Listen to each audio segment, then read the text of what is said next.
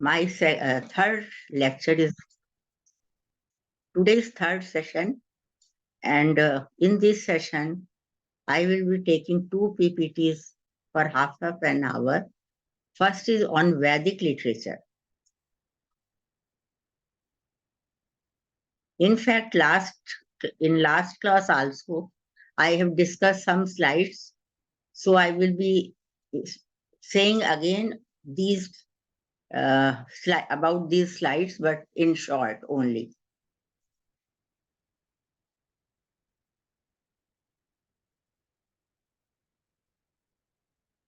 We can divide ancient India historically, period of ancient India in four parts. First is Vedic age, that is from 300 BC or so. The second period is from 3000 to 1000 BC. It is later Vedic age. The third period is from 1000 BC to 500 AD. And the fourth period is from 500 AD to 1200 AD. This is the age of Puranas and Kavyas. So here survey of periods is done on literary basis. And first period is Vedic age, and that starts from 3000 BC. Then there are two slides about ancient universities. First is Nalanda, the second is Takshashila. Then I have tried to explain that ancient Sanskrit literature can be divided into two parts. First is Vedic literature, the second is classical Sanskrit literature. So Vedic literature, what is the difference, main difference between the two? Vedic literature is in mantras. The classical literature is in shlokas. The second difference is Vedic literature is by rishis, that is revealed by rishis, and Sanskrit literature is written by written by Kavi poets, as is done today also. Then the Vedic literature is in Vedic language. It is not regulated by Panini. That is called Vedic Bhasha. And the second part of Sanskrit literature is in Sanskrit language, which is regulated by Panini grammar. So Sanskrit literature is in Sanskrit, but Vedic literature is in Vedic Bhasha, and that is the reason it is very ancient, when the grammar was not written by Panini. Language difference is shown here. Accents are in Vedic literature, but in Sanskrit literature there are no accents. That is preserved, and Sanskrit literature is written. Then it is not regulated, as I just spoke about that. But Sanskrit literature is regulated. It is cultured. Its grammar is very regular. That is revealed by rishis, Vedic mantras. But Sanskrit poetry are governed by Panini, and unknown and symbolic meanings are in Vedic literature, but in Sanskrit literature, set meanings are there, as in modern poetry also we found. Vedic literature is written in prose and poetry only, but in Sanskrit literature, there are so many types. There are dramas also, stories are also there, like that. So first one for swar, that is essence. So I think you have seen any mantra, or there are signs, one small dash is there, and that is standing portion. Then dot is there, as I will show you here in this mantra. This is Rigved. This is Rigved. It is Rigved. Only mantras are here. And you can see here are signs in mantras. Dash or dot you may find there. So these are essence. The how to spoke, how to recite these mantras. It is indications are there. The most important thing is what is Ved. So I spoke about that last time also, that it is knowledge only. Ved is knowledge. Ved is from root Vid, which means to know. So the all knowledge, all Vidya is Ved, and it is most authoritative knowledge. It is most sacred knowledge because it is coming from our rishis, our seers. It is a book of knowledge. Ved does not refer to one single literary book, but indicates wide literature of multiple types of books. So gradually you will understand that Ved is not one book, but it is a group of books, which is called Veda. And Ved is knowledge. If we will say what is Ved, then the knowledge is Ved, which is in verses, which is told in the verses. These verses are not Ved. This book is not Ved. This book can be destroyed, but knowledge will not be destroyed. It will remain forever. So that knowledge which will remain forever, which is eternal, that is Ved.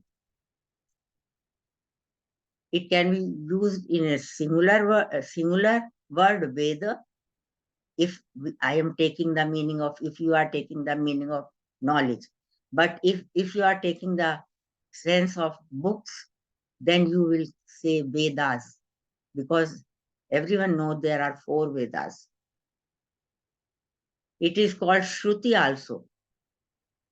I can leave this if it is very difficult to you, but last time I tried to explain. It is the higher rishis revealed mantras, the lower rishis remembered those mantras, but they have not written because writing was not there at that time.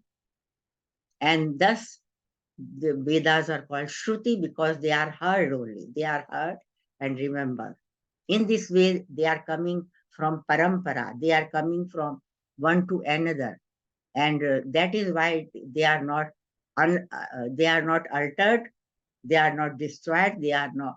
They are still remembered in a proper way because there are essence, etc., to set it forever in a correct way.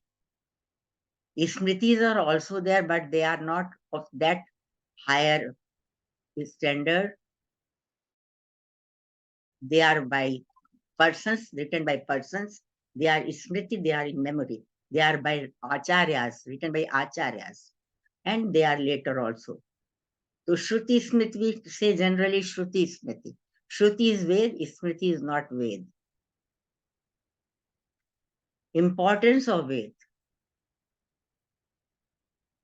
They are earlier recorded poetry and prose literature. The earliest recorded poetry and prose. Authoritative knowledge. It means self-evident.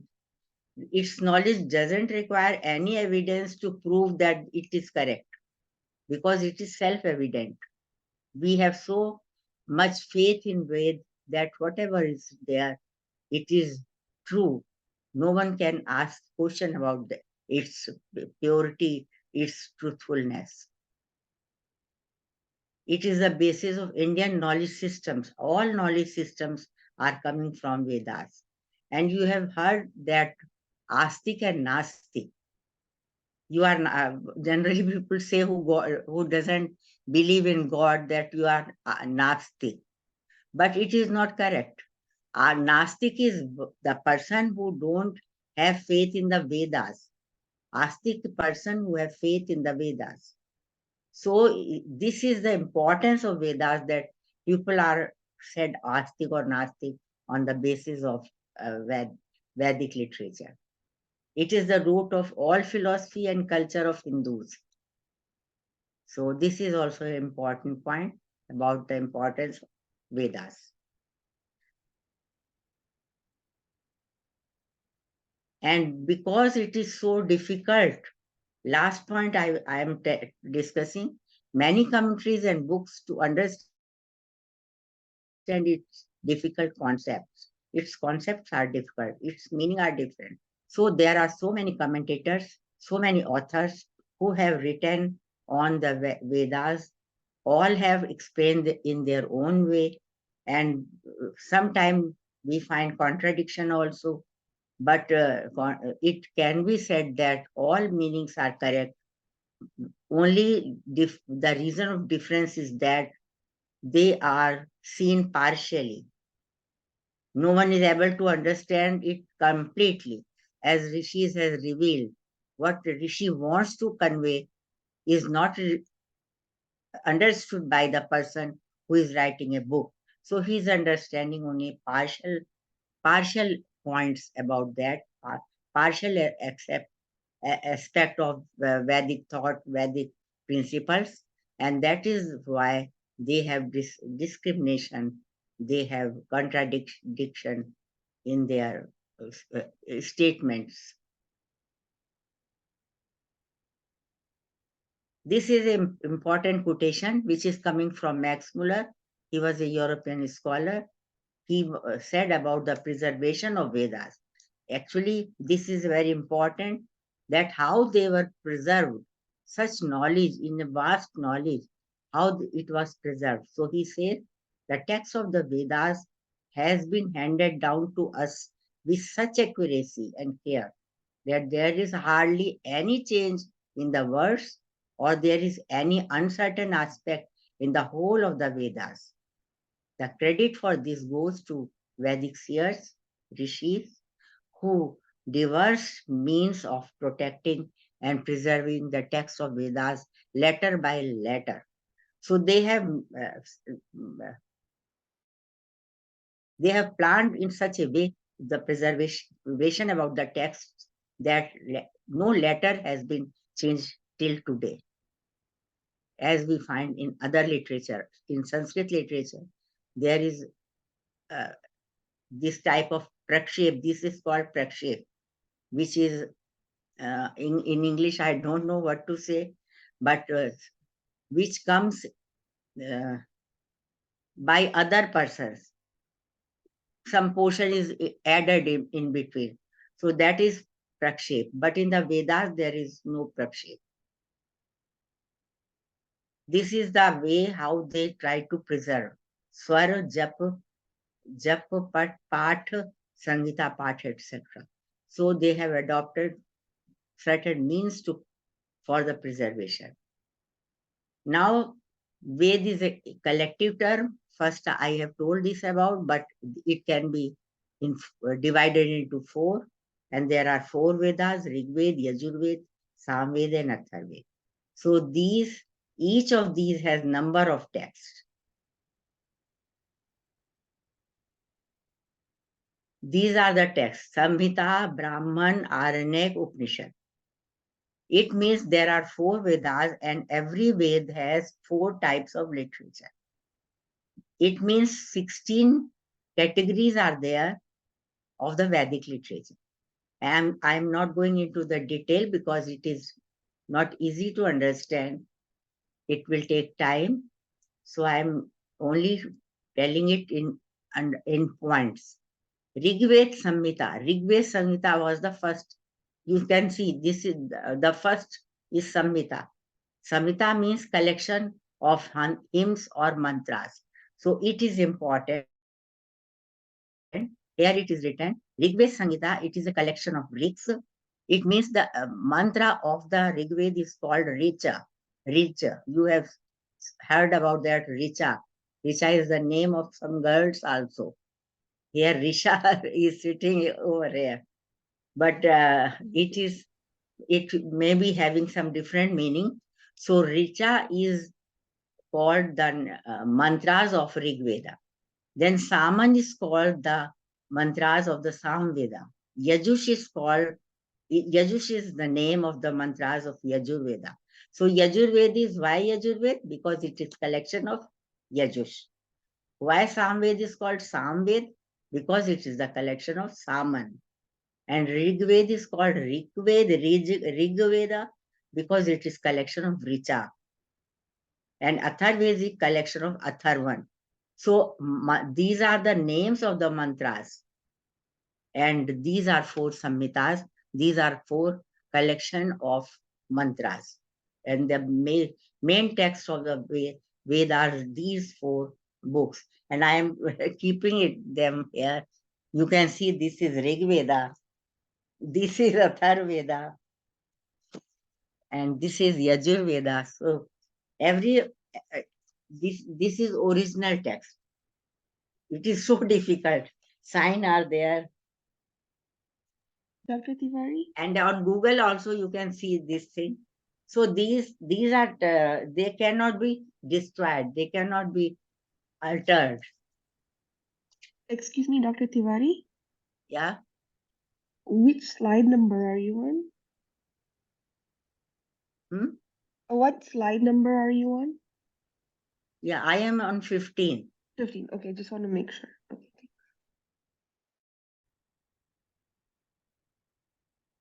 And this is a photo of Rigved. What is the importance of Rigved? This is the most important Ved among the whole Vedic literature because it is the earliest. It is the sacred book of India. Biggest among all the four Vedas. As I was not able to hold it. It was so heavy. It is the foundation of India's whole knowledge system. Rig mantras are to please deities, and the total number of rig is 10,552. Systematically arranged samhita. It is very systematic. You can see here some idea you can found. It is divided into 10 mandalas. 10 mandalas mean 10 books. And in one mandala, the mantras of one rishi are collected. Grismad in the second mandal, Vishwamitra in the third mandal, Vamdev in the fourth mandal, Atri in the fifth, Bharadwaj in the sixth mandal, Vashisht in the seventh mandal, Kanv and Angira in the eighth mandal. The other devta, Som devta, is in ninth mandal, and many rishis collectively are in 10th mandal and in the first mandal also. So these rishis, Grisma, Vishwamitra, Vamdev, Atri, Bharadwaj, Vashisht, these are 7 rishis, which are Sapt rishi. And these are the most, you can, Vishwamitra, you can find in Ramayana also. Vashisht also you can see in Ramayana. So they are Vedic rishis, but in Puranic period also they are there. So this is a collection done on very systematic way by Veda Vyas. Veda Vyas, you have heard his name. He is the writer of Mahabharata also. So Veda Vyas had divided all, firstly he has collected all mantras, then he has divided into 4, Rigved, Yajurved, Samved, Atharved. Then he has put all the mantras of Rigved in a systematic way as a researcher do. All the mantras of Grismad are in second, Vaishwamitra are in third, like that. So this is the beauty of the Rigved Samhita. And this is one page, first page of Rigved Samhita. Samved, the shortest of all the 4 Vedas. And what is the meaning of Sam? Sam means Giti, which is in music form. Its mantras can be recited musically. So Rigved is connected with knowledge, Yajurved is connected with karma, action, and Samved is connected with devotion or bhakti because it is sing. Its mantras are sing for the deities. Yajurved tells us about the karma, about the sacrifices, about the actions. Yeah, Rigved tells about the knowledge. So, in broadly speaking, this division can also be done. Yajurved, this is about Yajurved. Why Yajurved is called Yajush? because it is connected with sacrifice, yajna, as just I told you. Yajush mane yajan, avan.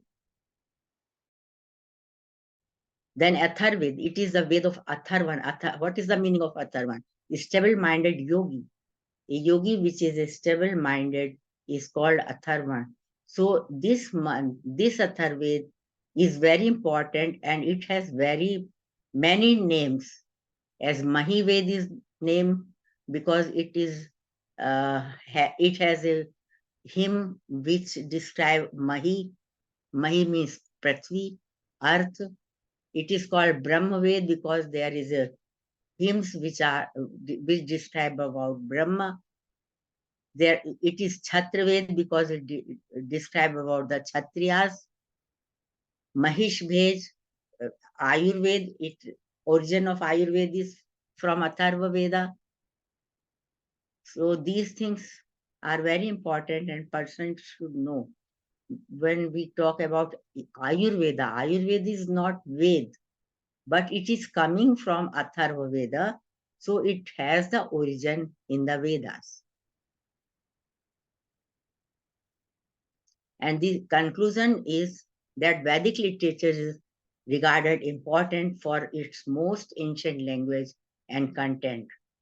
Samhita literature is main part of Vedic literature. It is a source of all disciplines of learning. And last time I have told that in Samhita literature, the first is Rig Veda. It is the earliest, as we just discussed about that. So you must be having the knowledge about UNESCO, which declared that Rig Veda is the oldest literary heritage of the world.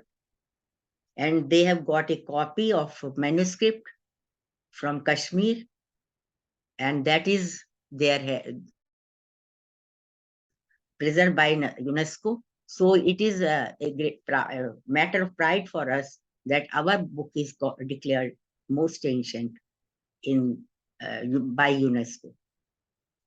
And thus, this Vedic literature, I think some idea you have received about Vedic literature. But as topic given to me is dharma in ancient Sanskrit scriptures. This is the topic given by Mrs. Sharmistha Joshi to me. So now I will tell about the dharma in Vedic literature. What is points of dharma in Vedic literature? And then uh, I have to close this, stop sharing. Then I will bring another